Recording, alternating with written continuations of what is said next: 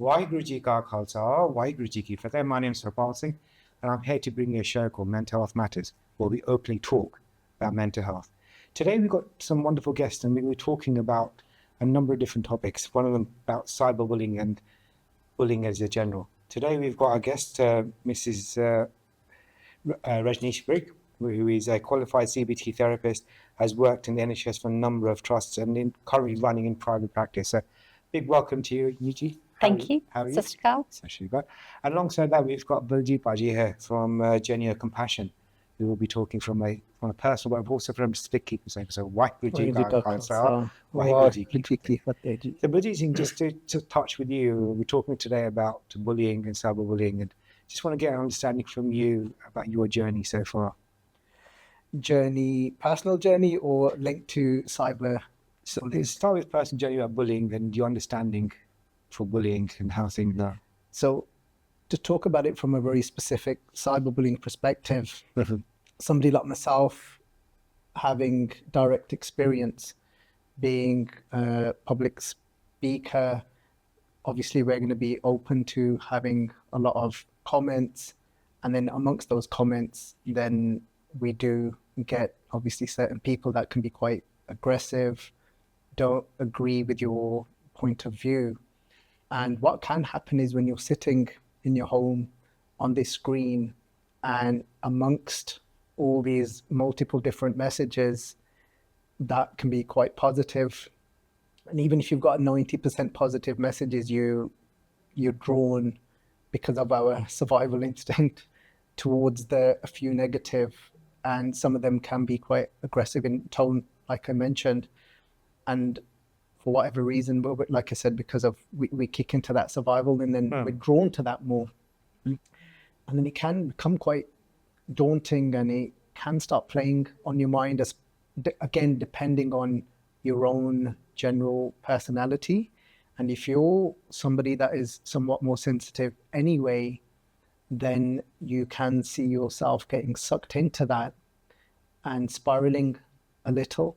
So from my experience, what I found best for myself is to always share that with somebody else and let them know. So I've got so these are things that we can do to help us out. So I've got a little group now with about 5 other goddess sects that help me when I start to think a little bit more irrationally and more emotionally, and I get sucked into things. So I'll say, look, I had this comment or had this message, somebody's saying this to me, and then they'll help me in that moment to look at it from more of a rational perspective and in comparison to everything else. It's good to have that support group with you, and to give you that support, and to say that we're here with you and we can tackle this together.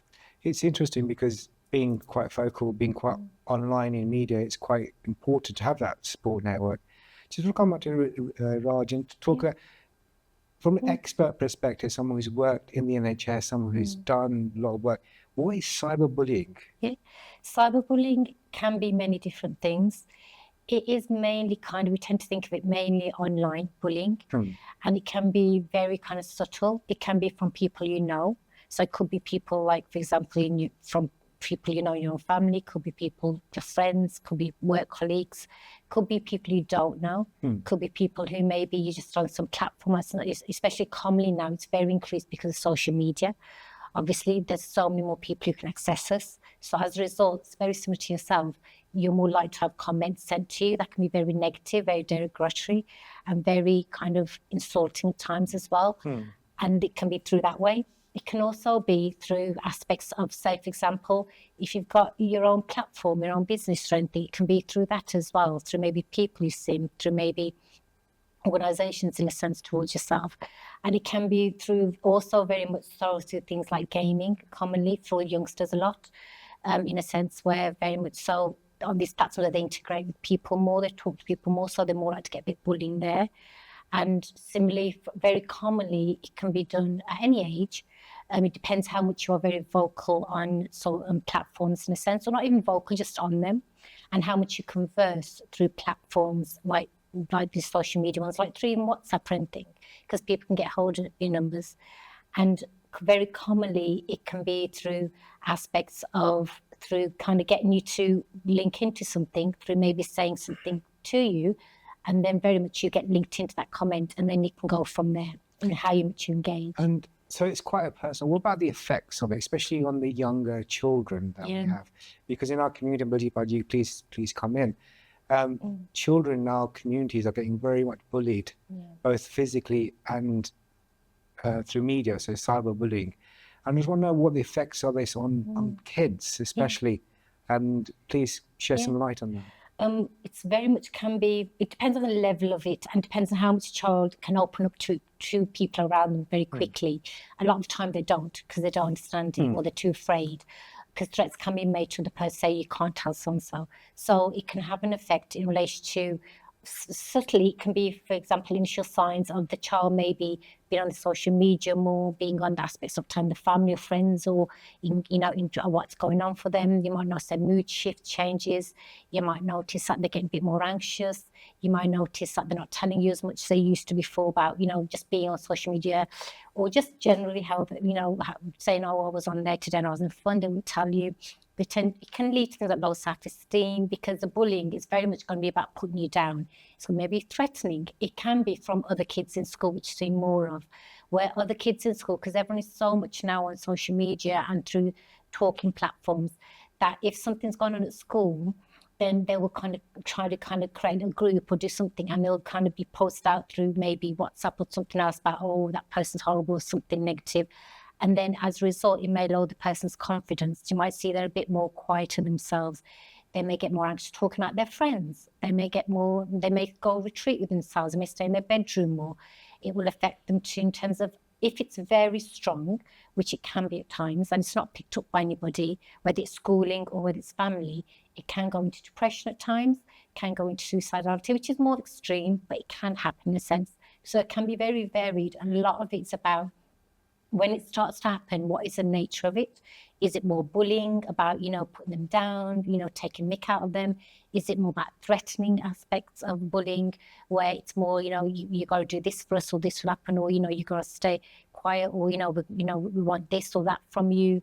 Can be quite negative in that way, in a sense. And it can be from people around them, where they say, well, we know this about you, and then they're too rude to tell people. It can be things like yourself, very commonly, just comments on your posts, because now there's so many things on posts, comments, negative posts, and as a result, it brings down how you see yourself, how you view yourself, in a sense. And could affect you touched on school bullying and people who are around you, and people that you know. So it may not be, and like the deep part you talked about, it might not be someone random. It could be someone that you know. How can we prevent this kind of thing, especially if you're a concerned father or a mother or someone that doesn't know much about the internet or how things work? Because nowadays everything is based on the internet. What as a parent, what would you advise? How can we stop this? How can we eliminate this? It is a very big problem, because there's so much now you can access, and so much out there, that how do you know this? The first part for a parent is to be very open with your child as soon as they start school, primary school age now, because it can happen. As soon as your child can get into a stage where they're going to have friends in primary school, start talking to them just generally about social media. If they have got phones, if they have, if they've got that aspect, talk to them about what the aspects of threat, that can happen. Talk to them about being open if they come across a negative comment, and then talk to them about how it makes them feel. Maybe looking at talking to them about, that this is what can happen, because sometimes children don't know. Children don't know what's going on until they really get engaged and they get kind of caught up in it. Then it starts to affect them. But because they don't understand it, then they may not tell people. They may be too afraid to understand. So a lot of it is about firstly, the parent being able to talk to them about it, sitting down.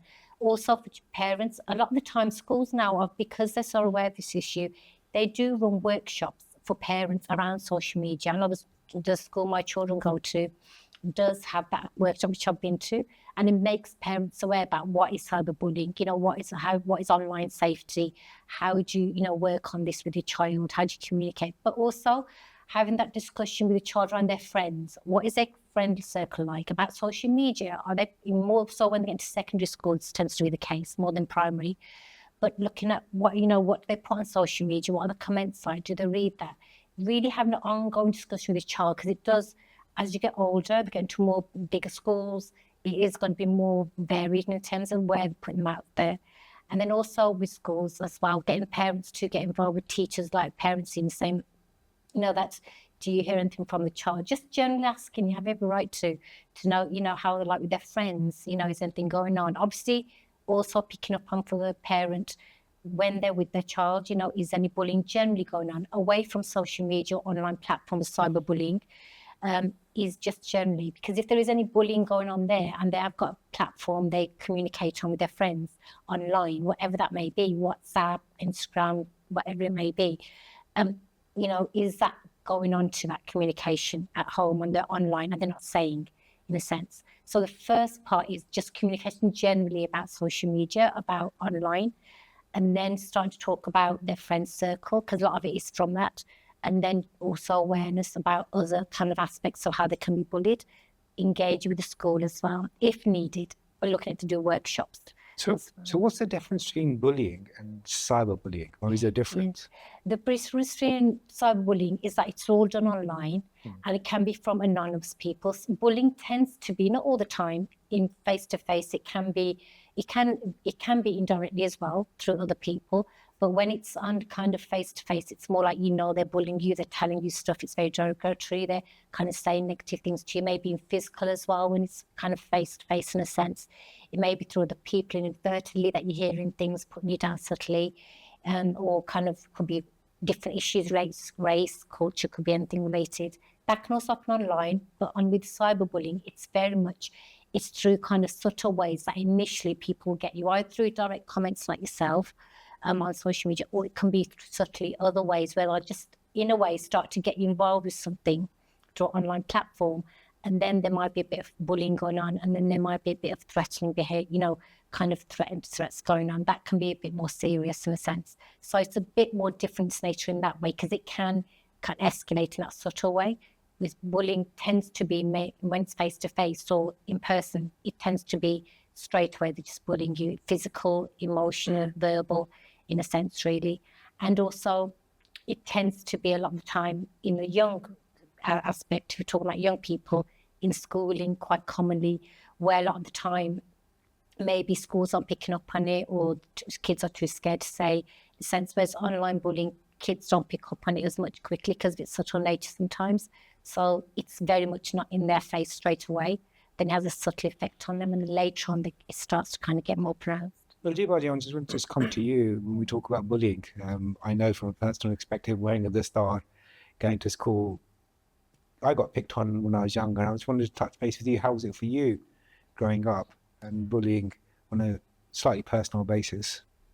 So I'll speak a little bit about when I was at school a long time ago. I'm forgetting a lot as well, so that was back in the 80s. Okay. But bringing it to today, because I've got children now, I've got a 12-year-old who has started secondary school, and you spoke about prevention.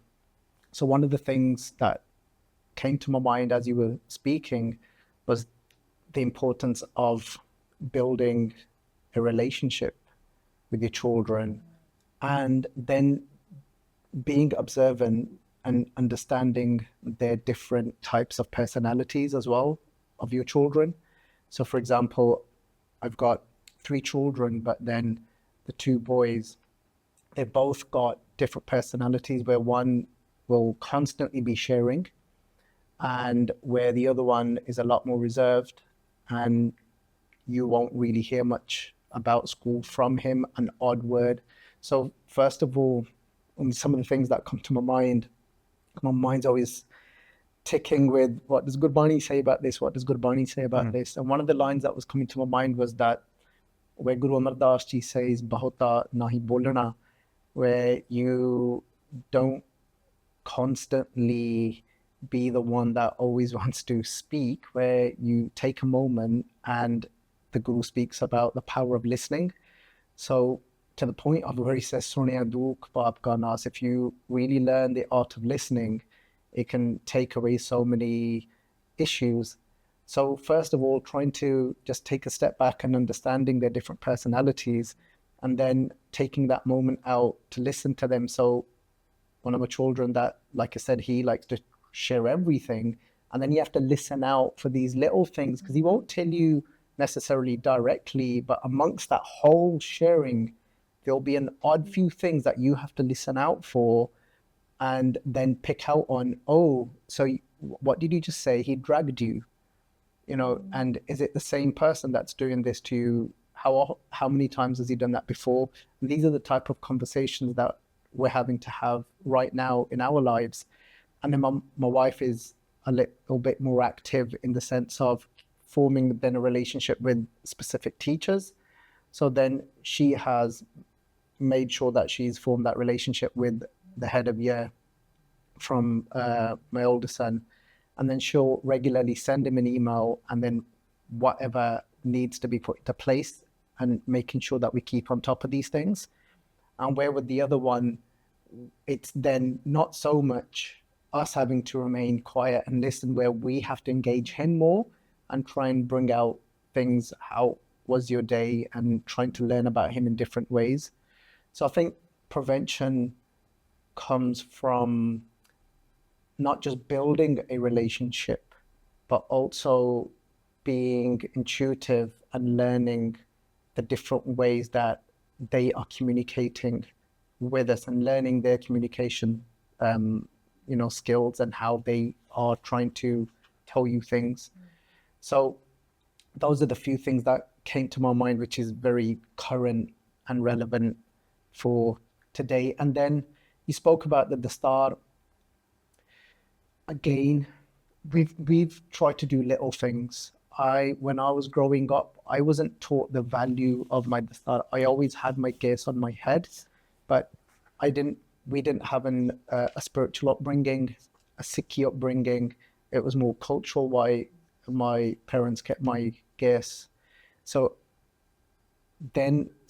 for my children now, what we've done is just little things. When we're combing their gaze, we'll just say things like, they're 12 now, so he's a lot more, he understands these things, but we would say, who's given us these gifts? And then reminding them, well, this is a gift from Guru Gobind Singh Ji. Otherwise, we may not even have them. Reminding them the value, and then them building that relationship with them. And when the time did the start, I would always say to them, look, every time you tie each lard of your Dastar, just say Guru Gobind Singh Ji's name. So what's happening is, over time, that's being instilled in their mind, and then reminding them that this is our crown, this is our sovereignty.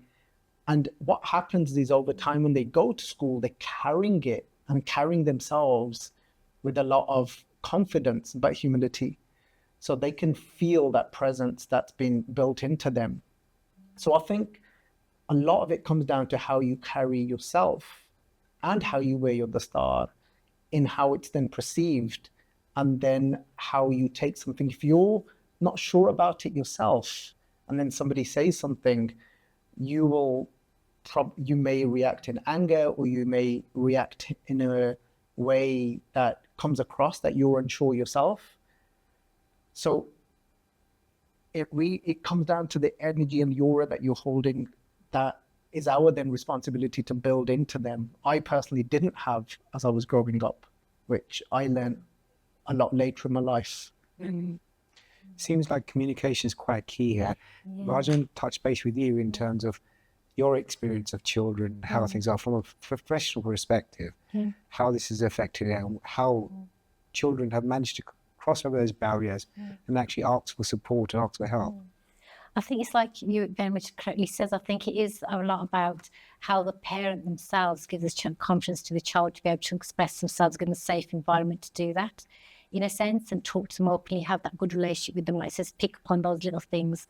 And I think it's a lot of it goes back to also linking it in with the school, because we have seen in the research shows that there is an increase now in cyberbullying and the impact it's having on children, because of the nature of social media, because the nature of how much they're on their laptops and iPads and everything else like that, and phones, where as a result, it is requiring the parents to be a bit more proactive and, like you said, aware of how they communicate with the child. When you ask them about their day, how they communicate in that. Obviously, like you said, every child is different, very much like yours. One child of mine is very boisterous, the other one is very quiet. And so you do have to pick up those subtleties. But giving the child the confidence when you talk to them, if you do feel like they're a bit more quiet, or if you do feel like they explain things, just how their general day is, or just being a bit more aspects of getting a bit more, like not really explaining, and they end up going into kind of avoidance in a sense, really. Giving them the platform to just start to talk openly, saying, look, this is why I'm doing this. This is why I want to talk to you more, and increase that communication in a sense. But also explain to them that sometimes, as I said, they don't know what they could maybe going through. They don't know that what they're going through is wrong, or this person bullying them online is not right. So give them the exploration of that and understand to them, to allow them to communicate, to say, okay, now I understand it. This is what I'm going through, in a sense, and allowing them to know that they can communicate anytime they want. So you don't have to think, I have to bring it to you as a parent or as a sibling. Actually, just whenever you want, come up to me and talk to me. If you think there's something going on, whether it's online or in person, that is not right to you. Someone's treating you not right, whether it's physically in person or emotionally, verbally, or online. They're just saying negative things, or whether it's a stranger, or whether they asking you questions about something that's not right, or going to personal information, or saying things on maybe a post you put up, or something's happened at school, and then, talk to them about it, saying, is this getting passed on to, maybe they've got an online group, like WhatsApp group, something, and are there things subtly being said there, in a sense, because kids will tend to not know how to express that. So explain to them about the aspect of being open to communicate, and you will listen. Not to start saying as a parent, well, this is what you're going through, and starting to kind of give them answers and everything. Allow them to say, communicate to me openly, and I'll be here to listen, and I'll work with you as to what you want to do. Because not every child wants to straight away start to want to fix it, because they may be worried, there may be consequences. They may think, oh, what if I get bullied more, or what if this happens? So just giving the opportunity first to the child to be open to that, and not thinking you've got to give answers, in a sense, and think, well, let's fix it, because they might be scared. And just saying, come to me whenever you want, and saying that even if it's just a little thing you want to talk about, that may not be the real big issue yet, or it's big, but you want to talk about this, just saying I'm there for you whenever you want, in a sense. They may also have a teacher that they like to get on with. I know my daughter's got a teacher who she really likes. So, if there's any issues in school going on, like big bullying or something, that may in future, if there's another school, get passed on to a big school, if it's online, then maybe talk, like we said, talk to the teacher more, just generally saying, how are they doing today? What was, in a sense, and because then sometimes children can open up more there than they can to their parents, maybe just because they get on with the teacher a lot more, just like they do maybe get on with their auntie or someone. Sometimes also it's important with this it's important to think about your child. Do they communicate with other family members more than they do with you? For whatever reason, sometimes children think, oh, my mum, too busy or something. Actually, from what I've experienced, sometimes children will say, well, I spoke to my aunt about it because I'm really close to her. Got a really good bonding with her, we like, or someone else in the family. So, seeing who they got a real good bond with, and do they talk to them, have good communication, because they might open up to them and saying, and that's nothing against the parents, in a sense. It's just to see that as well, because sometimes I have had kind of situations happen in mental health where parents have said, well, my child opened up to my sister or something, right? And then I found out about this, that they were bullied, or whether it's online or otherwise. So it's really picking up on where the relationships stay, in a sense, and saying, okay, communicate whoever you wish to be comfortable to communicate with, and you feel like you'll be listened to. Doesn't have to be me. Then you can tell, but make them aware. Well, maybe if you tell your aunt or whoever, you say, okay, if I ask about that, because I want to obviously help you, and then taking it from there, really. But just being open generally with them about everything, and not talk to them more about mental health in general. It'll mean that they've been heard, listened to, and not straight away giving answers. Sometimes we can do that as parents and say, let me fix it. Oh my God, I'm worried. And taking it from there, really. Thank you. Keep it open communication. Well, indeed, we were talking about a sticky perspective, and you gave some wonderful examples here. Anything else that's coming to your mind on bullying, cyberbullying, or just needing that support? I try and often look at life, and again, the way I try and communicate with my children about the two aspects of Miri and Biri, which is, so you've got the saintly nature, and that saintly nature can be at times where some things can just clearly be ignored. We just think, this is just, I don't even need to give that any energy. Where you then engage with that, it might be online, and then you start to engage with something where it could have been somebody sitting at home, because we often talk about the people that are receiving, on the receiving end, but also the people that are dishing out, or the ones that are being more aggressive or are speaking, trying to bring you down, like you said. But at the same time, that means it just shows where they are. And I don't mean that in a negative way.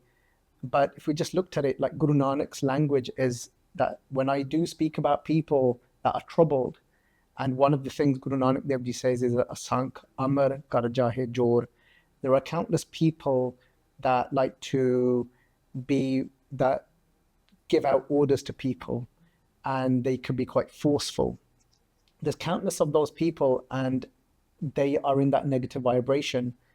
So, but the Guru Nanak says, but I'm speaking about them from a perspective of Nanak Neech Keh Vichar. I'm just trying to understand them, not looking down at them. Also understanding the people that are dishing out. So, who we might refer to as the bully, like they've obviously got a lot of their own issues that they are carrying, and that's just a result of what they've experienced in life, what they are doing in this moment. So I always remind my children of that as well. Look, they might be troubled. So you don't want to give fuel to that. So use your piri side there, which is your saintly side. Have compassion where it can be, where you don't engage with this. It might just fizzle out, because they might be doing this to so many other people because they're in such a bad place themselves.